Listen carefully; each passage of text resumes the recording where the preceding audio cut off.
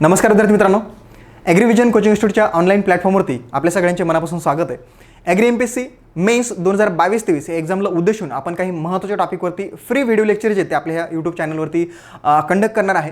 ह्या लेक्चरमध्ये समोर जाण्यापूर्वी थोडक्यात मी माझा परिचय तुम्हाला या ठिकाणी करून देतो. माझं नाव नारायण नागरे आहे. माझं MSc agriculture genetics and plant breeding या विषयामध्ये PGI डॉक्टर PDKV अकोला या ठिकाणून कंप्लीट झालेला आहे आणि सध्या मी ॲग्रीव्हिजन कोचिंग इन्स्टिट्यूटचं संचालक म्हणून काम पाहतो. यासोबतच इसेन्शियल ऑफ ॲग्रिकल्चर जे बुक आहे ते मी 2018 मध्ये पब्लिश केलं होतं, जे की मोस्ट पॉप्युलर बुक आहे, मोस्ट ट्रस्टेड बुक आहे स्टुडंटचं. कोणती पण एक्झाम असू द्या, तुमचं ICAR आहे, MCR आहे, BHU आहे किंवा तुमचा IBPS AFO आहे किंवा ॲग्रिकल्चर MPSC आहे, ह्या विविध एक्झामिनेशनसाठी सगळ्यात जास्त रेफर केलं जाणारं बुक जे आहे ते तुमचं इसेन्शियल ऑफ ॲग्रिकल्चर बुक आहे. हे तुम्हाला वाटतं वेगळ्यानं सांगण्याची गरज नाही आहे. यासोबतच जे MCR, ICAR, BHU, IBPS AFO, agriculture MPSC अशा विविध कॉम्पिटेटिव्ह एक्झामिनेशनसाठी माझा 7 वर्षाहून अधिक जो तर टीचिंगचा एक्सपिरियन्स आहे.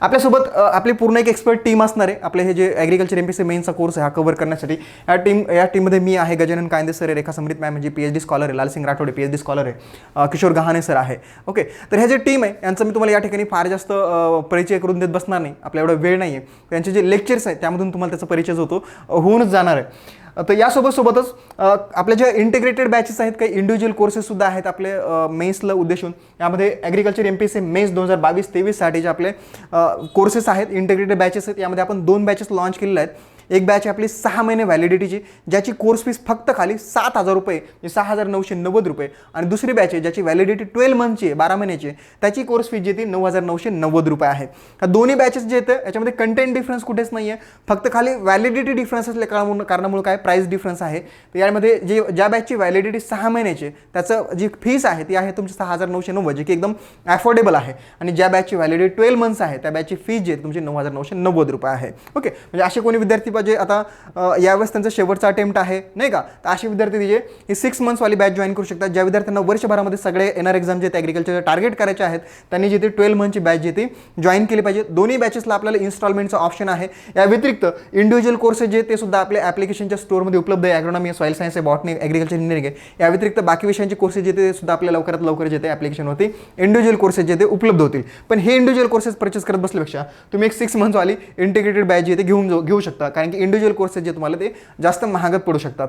ठीक आहे, तर हे सगळे जे कोर्सेस आहेत आपले जॉईन करण्यासाठी तुम्हाला ॲग्रीव्हिजन कोचिंग इन्स्टिट्यूटचं ॲप्लिकेशन जे ते Google Play स्टोअरवरून डाउनलोड करायचं आहे आणि ॲप्लिकेशनमध्ये रजिस्ट्रेशन करायचं. रजिस्ट्रेशन करून लॉग इन केल्याच्यानंतर ॲप्लिकेशनच्या स्टोअरमध्ये आपले विविध कोर्सेस जे ते उपलब्ध आहे त्या ठिकाणून तुम्हाला ते कोर्सेस जे ते डायरेक्टली पेमेंट करून तुम्हाला ते ॲक्टिवेट करता येतील. पेमेंट जे आहे ते तुम्हाला इन्स्टॉलमेंटमध्ये करण्यासुद्धा ऑप्शन दिलेलं आहे. त्या ठिकाणी तुम्हाला बॅच ओपन करून तुम्ही स्क्रोल डाऊन केलं खाली तुम्हाला पेन इन्स्टॉलमेंट ऑप्शन दिसेल, तर तुम्हाला त्या ठिकाणून तुम्हाला पेमेंट जे ते इन्स्टॉलमेंट सुद्धा करता येणार आहे.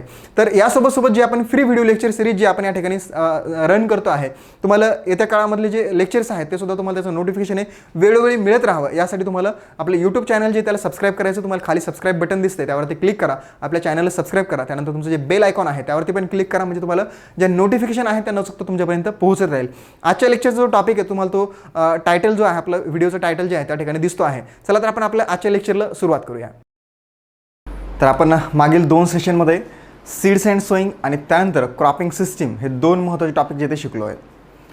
आजच्या सेशनमध्ये आपल्याला ह्या 2 टॉपिकवरती आयोगाने जे काय प्रश्न विचारलेत मागे झालेल्या ॲग्रिकल्चर MPSCच्या मेन्स एक्झाममध्ये त्या क्वेश्चनचं डिस्कशन आपल्याला आजच्या या सेशनमध्ये करायचं आहे.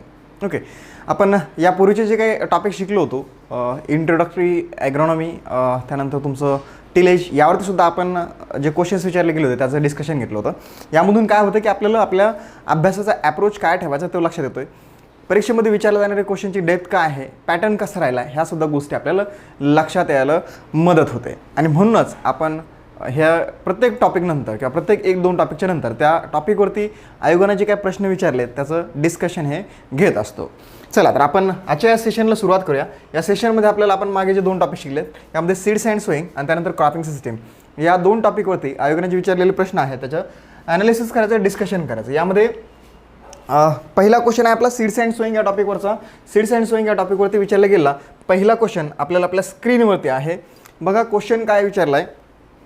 क्वेश्चन आहे the variation between minimum and maximum sizes of the plants, the variation between the minimum and maximum sizes of the plant to produce economic yield under unlimited space and resources is known as. Okay, हा जो topic आहे हा जे plant density आहे किंवा जे plant पॉप्युलेशनचा जो topic आहे जो आपण सीड्स अँड सोईंगमध्ये बघितलं आहे, ॲक्च्युली नोट्समध्ये आपल्याला हा टॉपिक दिलेला आहे.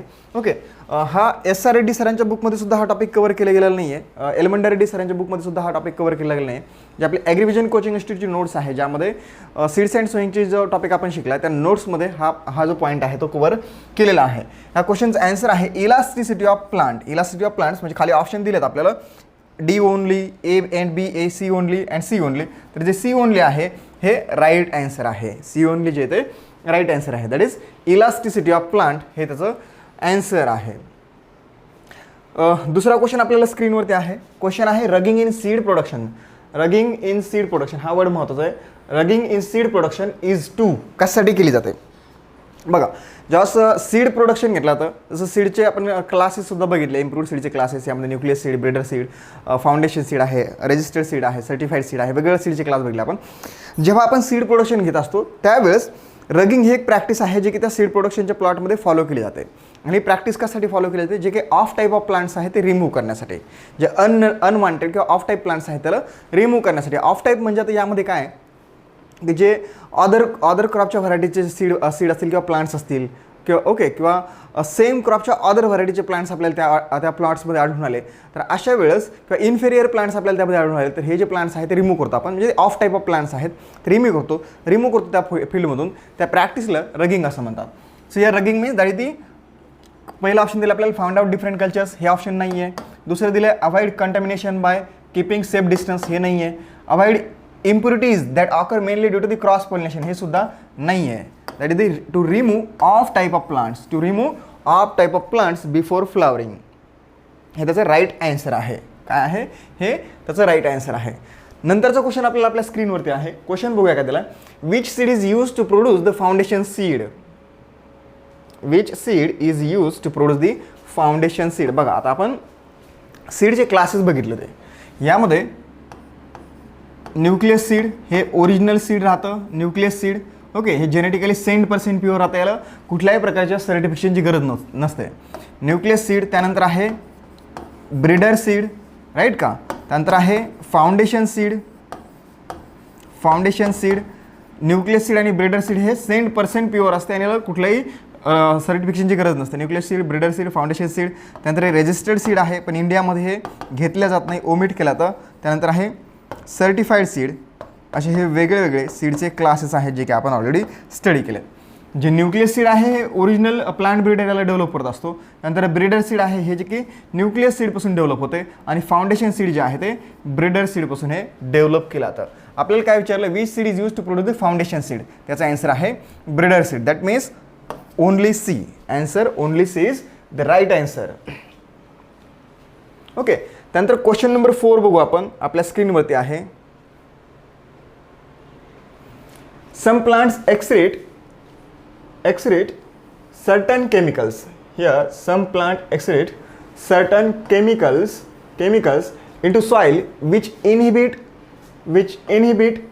germination and growth of other plants in their vicinity is known as. त्याला काय म्हणायचं आहे, त्याला काय सॅलिनिटी इफेक्ट म्हणायचं आहे किंवा वीड सप्रेशन इफेक्ट म्हणायचं आहे किंवा अलोपॅथिक इफेक्ट म्हणायचं आहे किंवा कंपेनियन इफेक्ट म्हणायचं. नेमकं काय म्हणायचं बघा. आपण क्रॉपिंग सिस्टीममध्ये हे शिकलो की जेव्हा आपण 2 किंवा 2पेक्षा अधिक क्रॉप सायमल्टेनियसली किंवा सिक्वेन्समध्ये ग्रो करत असतो त्यामध्ये काही ना काहीतरी इंट्रॅक्शन होत असते. ज्यामध्ये आपण एक एक्झाम्पल बघितलं होतं. सनफ्लॉवर एक असं प्लांट आहे किंवा क्रॉप आहे, त्याच्या सिक्वेन्समध्ये जेव्हा आपण सक्सेडिंग क्रॉप ग्रो करतो अशा वेळेस सनफ्लॉवरचे रूट जे आहे ते काही एक टॉक्झिक केमिकल रिलीज करतात. त्या कारणामुळे की सक्सेडिंग क्रॉपचा जो काही सीड आहे त्याच्या जर्मिनेशनवरती परिणाम होतो आणि हे जे काही टॉक्झिक केमिकल ते रिलीज करतात त्याला अलेलोपॅथिक इफेक्ट असं म्हणतात. काय म्हणतात त्याला, अलेलोपॅथिक इफेक्ट म्हणतात. हे आपण एक्झाम्पलमध्ये बघितलं होतं. कशामध्ये, इंटरक्रॉपिंग सिस्टीममध्ये आपण बघितलं होतं. जे इंट्रॅक्शन जे आहे त्यामध्ये बघितलं होतं. त्याचं आन्सर आहे 3 नंबरचा अलेलोपॅथिक इफेक्ट. आन्सर काय आहे, allelopathic effect. Answer is allelopathic effect. चला, त्यानंतर क्वेश्चन नंबर 5 आपल्या स्क्रीनवरती आहे. इथं आपल्याला प्रत्येक ठिकाणी क्वेश्चनच्या नंतर क्वेश्चन कधी विचारले गेलं आहे ते दिलेलं आहे. ओके, ते परत तुम्हाला सांगण्याची गरज नाही, इथं आपल्यासमोर दिसत आहे. Which of the following is categorize under seeds viability test. Okay, हा सीड टेक्नॉलॉजीचा पार्ट आहे बेसिकली. काही क्वेश्चन याच्यामध्ये असेही राहतील जे की सीड टेकमधून आले, कारण की सीड्स अँड सोईंगमध्ये आपल्याला अर्धा अधिक टॉपिक जो आहे तो सीड टेक्नॉलॉजीमधून दिला आहे आणि अर्धा टॉपिक जो तो ॲग्रोनॉमिकल आहे. तर काही क्वेश्चन होऊ शकते सीड टेकचे असतील ते इकडं आलेले आहेत.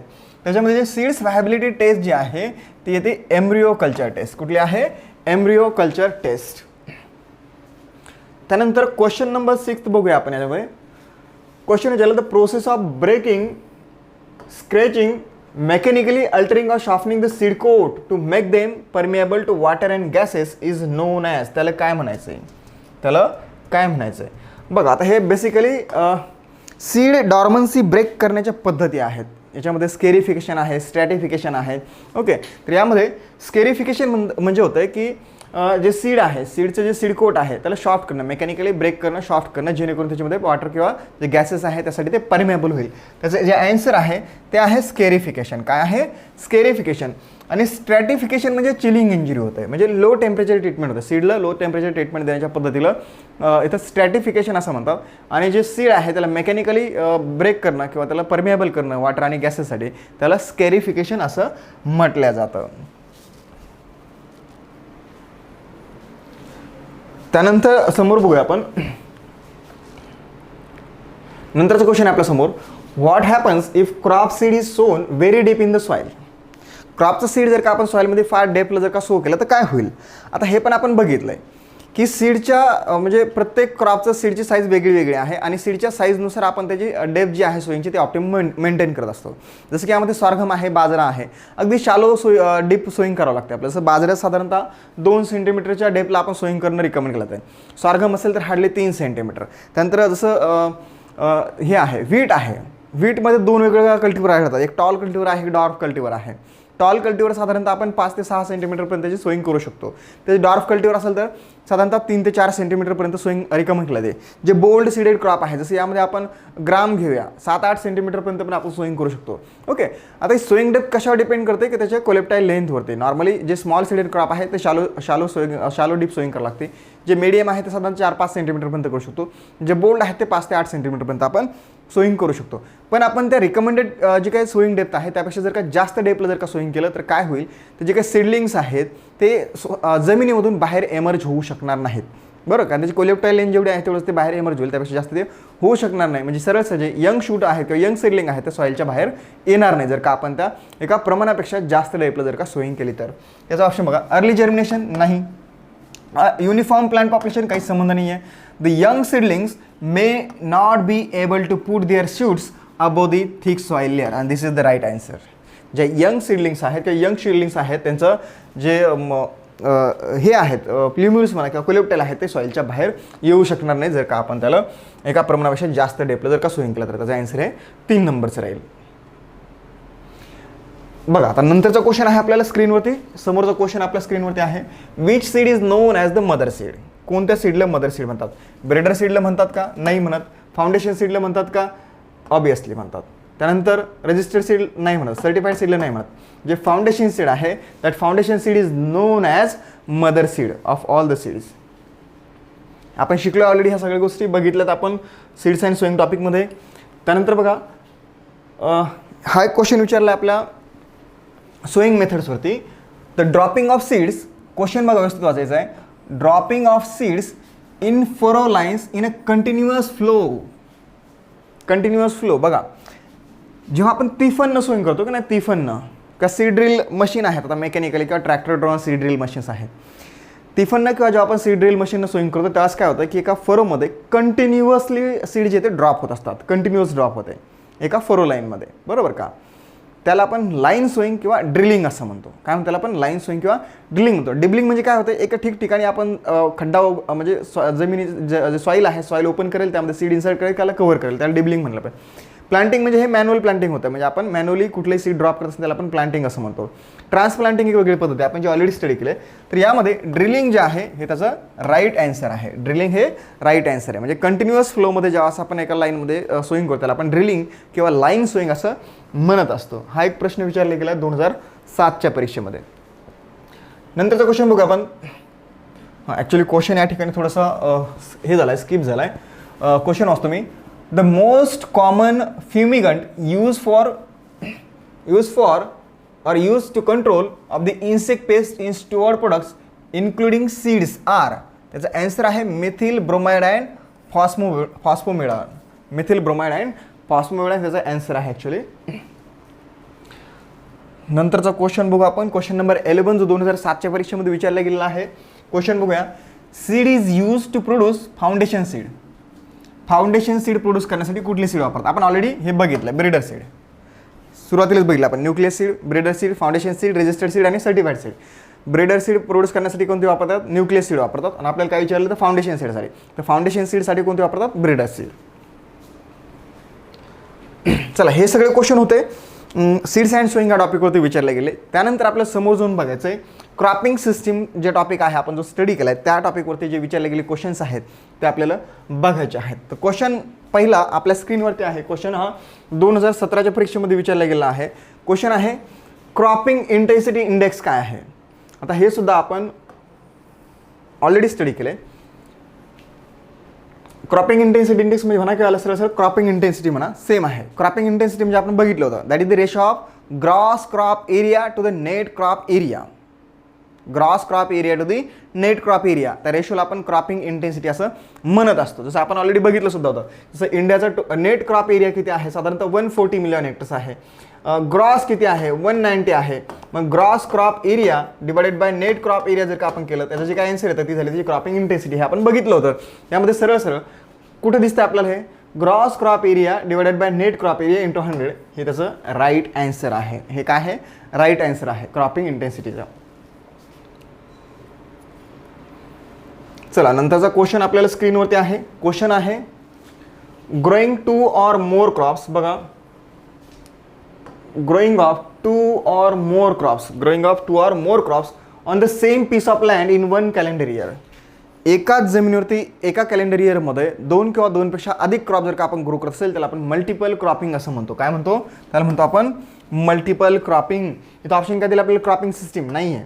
एका क्रॉपिंग सिस्टीम म्हणजे हे याचा अर्थ असा होत नाही की एका जमिनीवरती आपण 2 किंवा 2 पेक्षा अधिक क्रॉप करतो. हां, इंटर क्रॉपिंगचा अर्थ होतो की एकाच वेळेस म्हणजे एका जमिनीवरती 2 किंवा 2 पेक्षा अधिक क्रॉप ग्रो करणं, पण सायमल्टेनियसली. कधी? सायमल्टेनियसली. इथं वरती असा वर्ड दिला कुठं? सायमल्टेनियसली.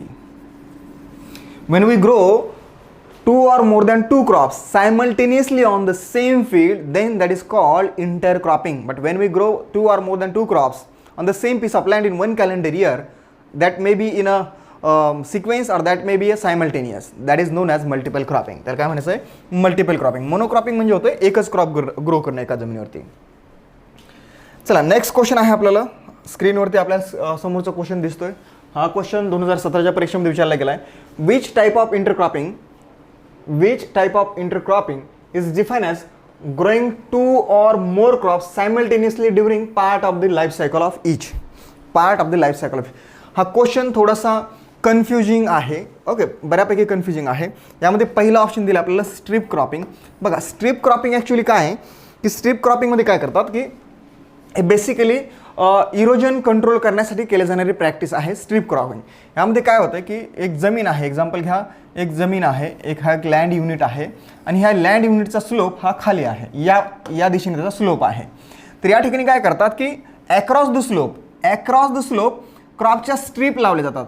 आणि त्या स्ट्रीप ज्या आहेत म्हणजे एक स्ट्रीप किंवा एक रो जो आहे किंवा एक स्ट्रीप आहे क्रॉपची ती असेल इरोजन परमिटिंग क्रॉपची आणि त्यानंतरची स्ट्रीप असेल इरोजन रेजिस्टिंग क्रॉपची. इरोजन परमिटिंग म्हणजे हे इरेक्ट ग्रोईंग क्रॉप राहतात, जसं की सॉर्गम आहे, बाजरा आहे, मेज आहे. आणि इरोजन रेजिस्टिंग क्रॉप म्हणजे पल्सेस आहेत, ग्राउंडनट असेल, यामध्ये ग्राउंडनट असेल किंवा त्या व्यतिरिक्त अजून तुमचं ग्रीन ग्राम आहे, ब्लॅक ग्राम आहे, ज्यांची कॅनॉपी ही जमिनीवरती पसरट असतील, आपण इरोजन रेजिस्टिंग क्रॉप म्हणतो. इथे काय करतात म्हणजे असे रो लावतील, म्हणजे एक रो म्हणजे बघा काही स्ट्रीप म्हणजे एक स्ट्रीप ही राहील इरोजन परमिटिंग क्रॉपची आणि दुसरी स्ट्रीप राहणार आहे या ठिकाणी इरोजन रेजिस्टिंग क्रॉपची. नंतरची स्ट्रीप राहील इरोजन रेजिस्टिंग क्रॉपची. नंतरची स्ट्रीप कशी राहणार आहे? Erosion resisting. याला म्हणतात स्ट्रीप क्रॉपिंग. तर हे इथं कुठं मॅच होते का नाही होतं हे त्याचा आन्सर नाही आहे. नंतर दिलं आपल्याला relay cropping. Okay, relay cropping. आता रिले क्रॉपिंगमध्ये काय बघितलं होतं आपण? रिले क्रॉपिंगचा अर्थ होतं की जे आपण सक्सिडिंग क्रॉप आहे ते प्रिसिडिंग क्रॉपच्या हार्वेस्टिंगच्या आधीच त्याच्या इंटर रो स्पेसमध्ये ग्रो करत असेल त्याला आपण रिले क्रॉपिंग म्हणतो. ओके, जसं आपण याच्यामध्ये मल्टिपल क्रॉपिंगमध्ये बघितलं होतं. एक आहे sequence cropping, that means growing of the succeeding crop after harvesting of the preceding crop. आधीचं क्रॉप हार्वेस्ट केल्याच्यानंतर आपण नेक्स्ट क्रॉप हे ग्रो करतोय, तर त्याला आपण काय म्हटलंय, सिक्वेन्स क्रॉपिंग. याला आपण नॉन ओव्हरलॅपिंग क्रॉपिंग सुद्धा म्हणतो, कारण की त्यामध्ये दोन क्रॉपमध्ये कुठेही ओव्हरलॅप येत नाही. पण आपल्या इथं वर्डमध्ये काय दिलंय, that is simultaneously during part of the life cycle of which. जे दोन क्रॉप आहे त्यांच्या जे लाईफचा जो पार्ट आहे त्याचं तिथं काहीतरी हे होतं, म्हणजे ओव्हरलॅपिंग होत आहे, ओव्हरलॅप होतोय, आणि हे रिले क्रॉपिंग हे त्याचं राईट आन्सर आहे. आता दुसरं एक दिलं आपल्याला या ठिकाणी मिक्स क्रॉपिंग. मिक्स क्रॉपिंगचा अर्थ होतोय that is growing of 2 or more than 2 crop simultaneously but without definite row pattern. इथं असं काही दिलंय का, नाही दिलंय. नंतर आहे row intercropping with definite row pattern. जेव्हा आपण डेफिनेट रो पॅटर्नमध्ये 2 किंवा 2 पेक्षा अधिक क्रॉप ग्रो करतो त्यावेळेस त्याला रो इंटरक्रॉपिंग असं म्हणतात.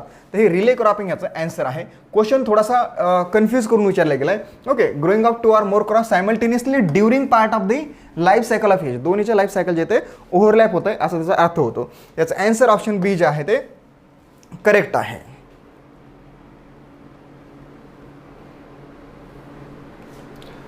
चला, त्यानंतरचा क्वेश्चन नंबर 4 आपल्या स्क्रीनवरती समोर आहे. The equation which converts the yield of different crops into equivalent yield of any one crop is known as. याला म्हणतो आपण क्रॉप इक्विव्हॅलंट यील्ड.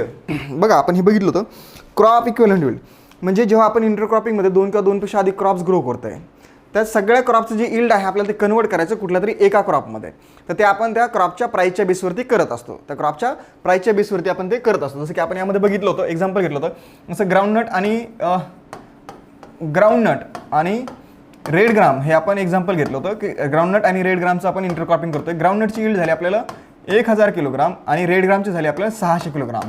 ग्राउंडनटचं प्राईस आहे 20 रुपीज पर के जी आणि रेड ग्रामचं आहे 25 रुपीज पर के जी. ओके, तर आपण पहिल्यांदा equivalent yield of groundnut calculate केलं तर याचा फॉर्म्युला आहे, म्हणजे आपण yield of groundnut into price divided by ज्या क्रॉपसोबत आपल्याला त्याची इक्विव्हॅलंट यील्ड काढायची. म्हणजे आपण एक्झाम्पल घेतलं, आपण इथं आपल्याला 2 क्रॉपची यील्ड वेगवेगळी न सांगता आपल्याला एक्सप्रेस करायची एकाच क्रॉपच्या यील्डमध्ये म्हणजे ग्राउंडनटमध्ये. तर आपण इथं त्याचं it will be divided by the yield of groundnut. का ग्राउंडनट लिहिलं आपण, कारण की आपल्याला त्याचं इक्विव्हॅलंट यील्ड कोणासोबत काढायची आहे, 2 क्रॉपची ग्राउंडनटसोबत. ओके, याचं जे आन्सर येईल ते असेल 1000 के जी. त्यानंतर इक्विव्हॅलंट यील्ड ऑफ रेड ग्राम. इथं रेड ग्रामची यील्ड किती आहे 600, प्राईस किती आहे 25.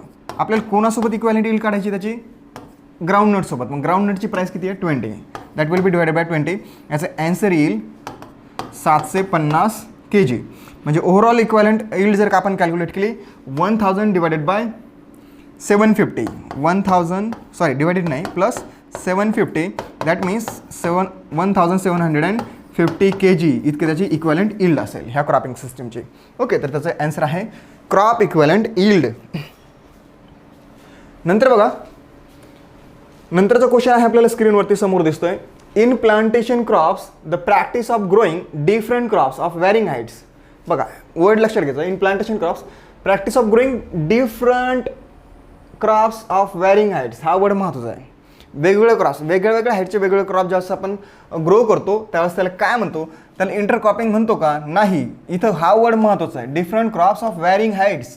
जेव्हा आपण 2 वेगवेगळ्या हाईटचे क्रॉप्स एका वेळेस ग्रो करत असतो तेव्हा त्याला आपण मल्टी स्टोरेड, मल्टी टायर किंवा मल्टी लेव्हल क्रॉपिंग असं म्हणत असतो. मिक्स क्रॉपिंग म्हणतो का, नाही म्हणत. मल्टी टायर म्हणतो का, यस म्हणतो. ट्रिपल क्रॉपिंग म्हणतो का, नाही म्हणत. त्याचा आन्सर आहे मल्टी टायर किंवा त्याला आपण मल्टी लेव्हल किंवा अजून त्याला आपण मल्टी स्टोरेड क्रॉपिंग असं म्हणत असतो. चला, लक्षात येते सगळ्यांच्या. वेल, त्यानंतर नेक्स्ट क्वेश्चन आहे आपल्या स्क्रीनवरती, क्वेश्चन नंबर 6. क्वेश्चन नंबर 6 आहे स्क्रीनवरती. Complementary interaction. इथंच क्वेश्चन संपतो. कॉम्प्लिमेंटरी इंटरॅक्शन हाच वर्ड याच्यामधला महत्त्वाचा आहे.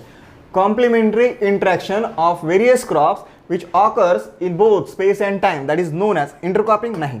एनिडेशन ऑब्वियसली यस. इंटरॅक्शन नाही. कॉम्प्लिमेंटेशन काहीच संबंध नाही आहे. याचा आन्सर आहे एनिडेशन्स. जेव्हा 2 किंवा 2 पेक्षा अधिक क्रॉप आपण सायमल्टेनियसली ग्रो करतो त्यामध्ये जर का कॉम्प्लिमेंटरी इंटरॅक्शन होत असेल तर त्याला आपण एनिडेशन असं म्हणतो. जर का कॉम्पिटेटिव्ह इंटरॅक्शन होत असेल तर त्याला आपण अलिलोपॅथी असं म्हणत असतो. देन क्वेश्चन नंबर 7 आपल्या स्क्रीनवरती समोर आहे. क्वेश्चन आहे the ratio of total crop area in year to the total land area available for cultivation. Total crop area means gross crop area. Total crop area म्हणजेच ग्रॉस क्रॉप एरिया आणि land area available for cultivation means net area. Then the ratio of gross crop area to the net available area is known as cropping intensity index. Cropping किंवा त्याला आपण multiple cropping intensity असं सुद्धा म्हणू शकतो. Okay, आता cropping index इथं दिलंय पण क्रॉपिंग इंटेन्सिटी नाही म्हटलं, हा वर्ड इथे मॅच होत नाही.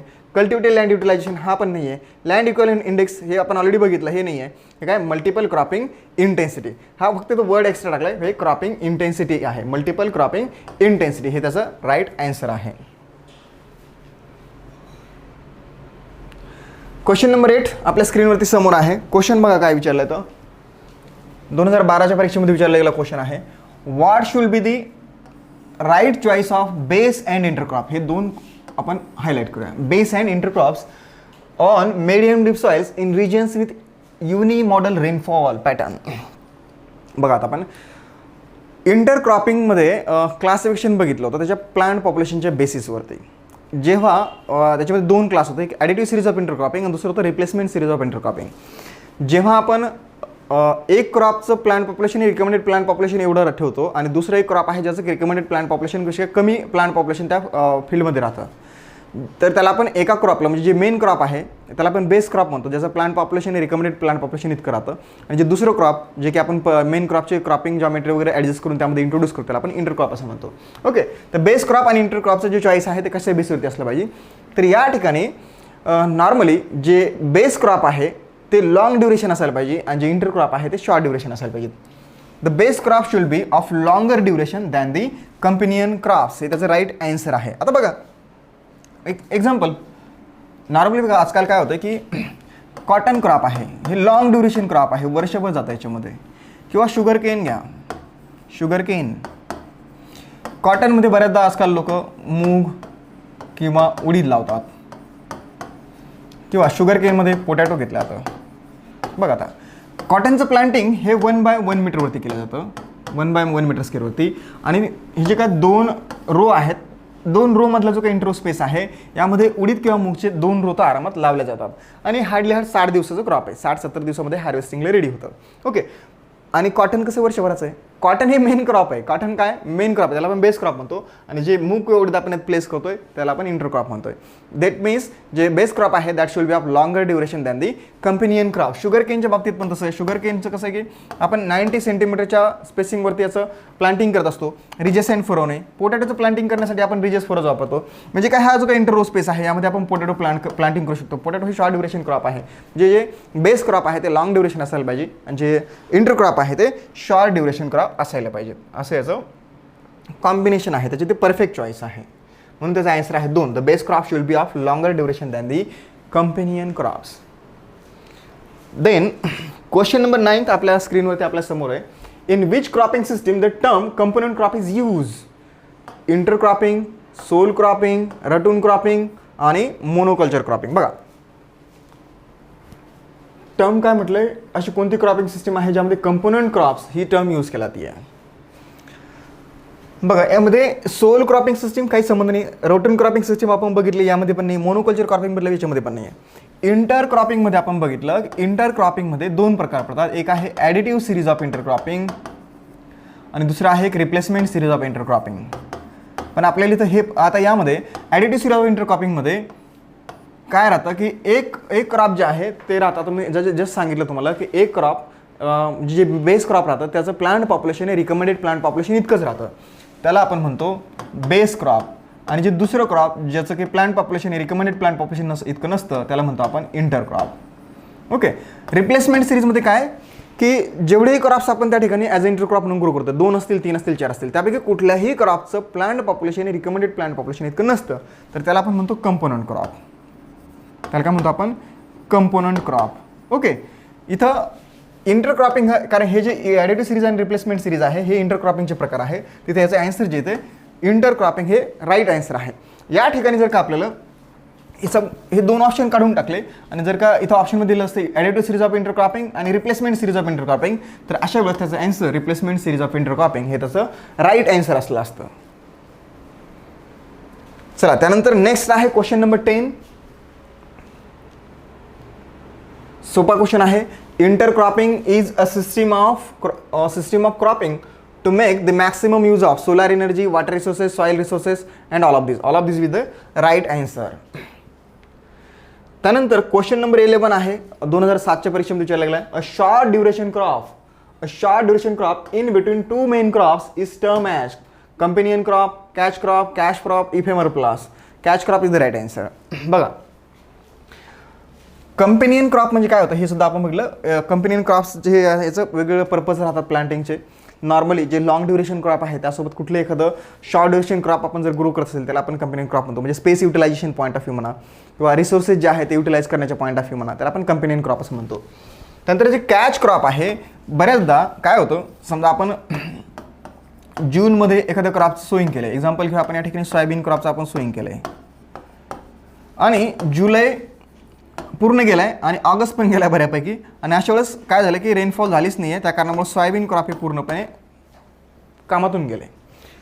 मग आता काय राहिलं की आपलं जे रब्बी सीझन आहे, रब्बी सीझनमध्ये खरीप सीझनमध्ये 1-1.5-2-2.5 महिन्याचाच गॅप बाकी आहे.